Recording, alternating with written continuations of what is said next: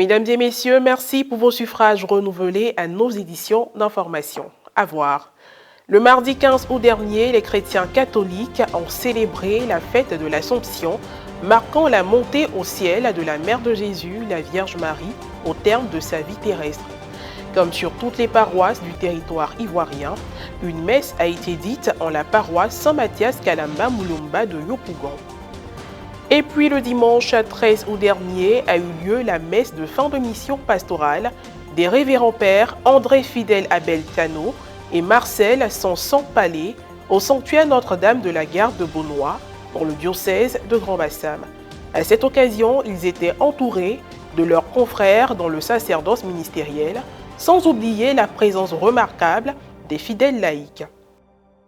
Le 15 août, un jour férié, mais aussi une date qui correspond à la commémoration de la montée au ciel de la Vierge Marie. La communauté paroissiale de Saint-Mathias Kalamba Moulumba de Yopougon n'est pas restée en marge.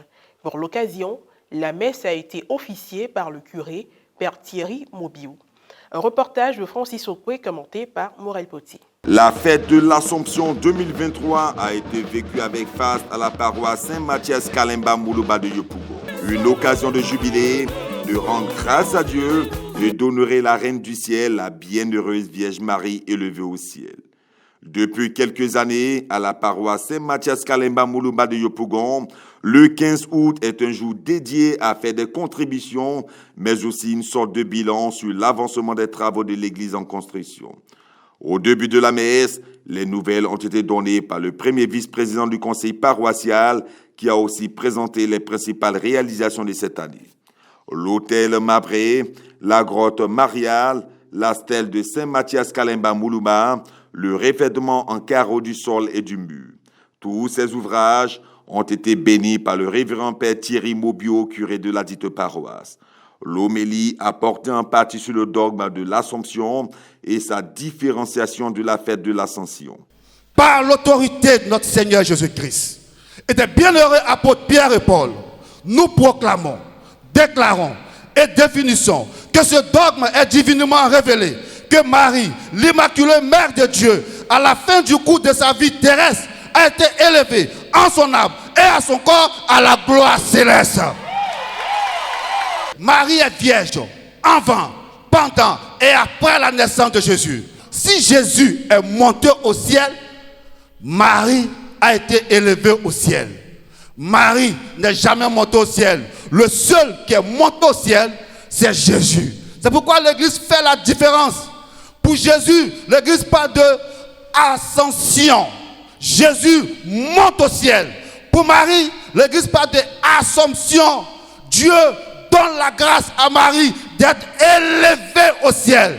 100 fidèles composés majoritairement de jeunes et d'enfants ont fait leur consécration à la Vierge Marie. Ils se sont engagés à prendre Marie comme modèle et à vivre selon ses principes. Un rite bien pensé avec la prière de consécration, l'illumination des sièges et des votives, la vertu avec des t-shirts de couleur bleue et le port de la médaille miraculeuse. La bénédiction nuptiale de 3 couples de la paroisse a également eu lieu. Ainsi, par le sacrement du mariage, les époux se sont promis fidélité devant Dieu et les hommes en respectant les différents rites. La prière universelle, la procession des offrandes et la quête spéciale pour la construction de l'église ont été faites selon la répartition des paroissiens en fonction de leur région d'origine. Le Grand Ouest, le Grand Centre-Afrique et international et le Grand Sud. Durant cette messe, les fidèles ont répondu favorablement à toutes les sollicitations.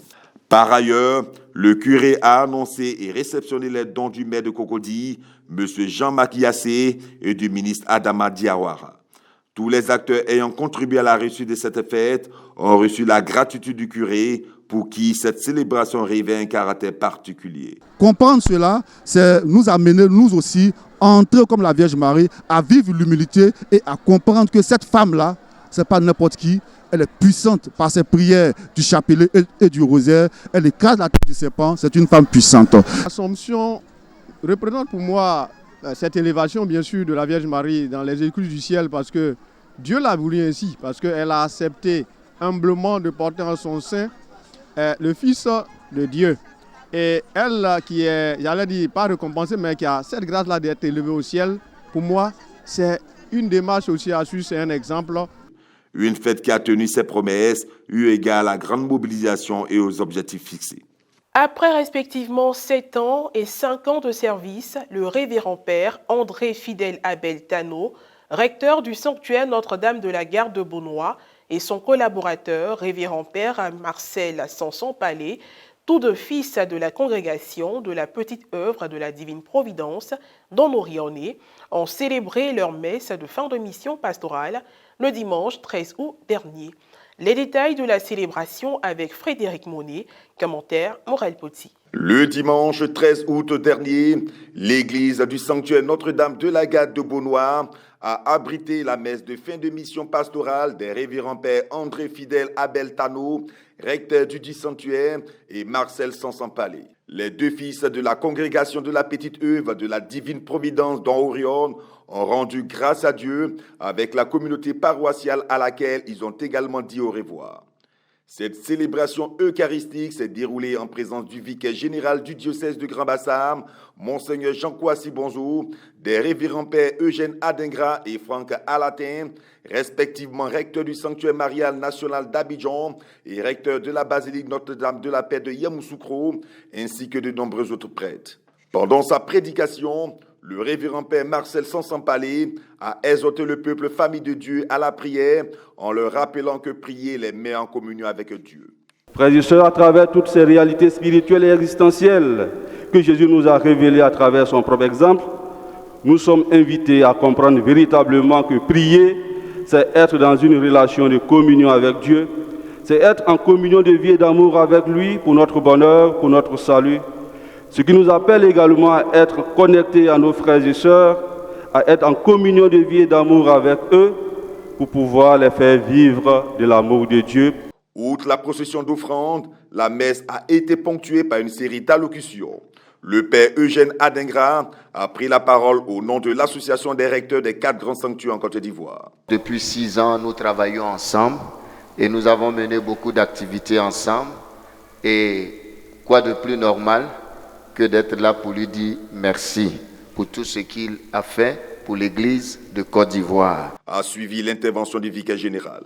Chez nous, on dit que quand un enfant naît et qu'il n'y a rien après, on dit les quoi? On dit les sorciers. Ce n'est pas toujours vrai, mais bon, si après Marcel est fidèle, le centre redevient comme à l'Ancien Testament, c'est que vous êtes des sorciers. C'est pourquoi nous prions pour que ce qu'ils ont sémé, le plus grand cadeau, le meilleur témoignage que vous pourrez porter au Père fidèle et au Père Marcel, c'est de faire en sorte que ceux qui viennent travailler avec vous puissent rehausser davantage, faire plus que ce qu'ils ont fait. Soulignant le climat de confiance, vérité et transparence vécu avec les fidèles et les employés du sanctuaire dans le discernement et l'accueil, sans oublier la qualité des liens tissés, le Père André Fidèle Abel Tano a traduit sa gratitude à l'Assemblée. Bienfaiteurs et bienfaitrices du sanctuaire, connus ou inconnus depuis Donaldo, merci. De façon particulière, Madame le ministre Christine Adjobi, qui a vu ce sanctuaire net et qui est présente. Merci, merci, merci. Depuis le 14 août 2017, le Père André Fidèle Abel Tano a assuré la charge de recteur du sanctuaire Notre-Dame de la Garde de Beaunois. Son collaborateur, Père Marcel Sanson-Palais, l'a rejoint 2 ans plus tard. Leur prochaine destination sera l'Italie, où le premier se spécialisera en liturgique et le second ira en pastoral. Fructueuse mission à nos pères qui partent satisfaits d'avoir œuvré pour la réalisation d'importants projets, parmi lesquels la construction de la clôture du sanctuaire, sa promotion, l'amplification électrique avec la mise sous haute tension. Je pense, à mon avis, que c'est un bilan positif. On a fait de notre mieux pour conduire ce peuple-là qui vient de partout. Je vais pour faire la spécialisation en liturgie. Avec la grâce de Dieu, on verra que ça se passe bien. J'ai toujours gardé ce sentiment de joie et de satisfaction lorsque les frères et sœurs venaient, souvent en larmes, venaient troublés. Et qu'après une écoute, après une confession, et avec l'intention de la Vierge Marie, ils repartaient tout joyeux. C'est le plus beau souvenir que je garde. Le deuxième grand souvenir que je garde, ce sont ces frères et sœurs pauvres qui venaient frapper à la porte pour demander ne serait-ce que de l'aide pour les enfants qu'on a aidés à l'école, pour les activités d'autonomie, d'indépendance pour nos frères et sœurs jeunes. Point final à cette édition d'information. Merci de l'avoir suivi. Que je veille sur nous. À très bientôt.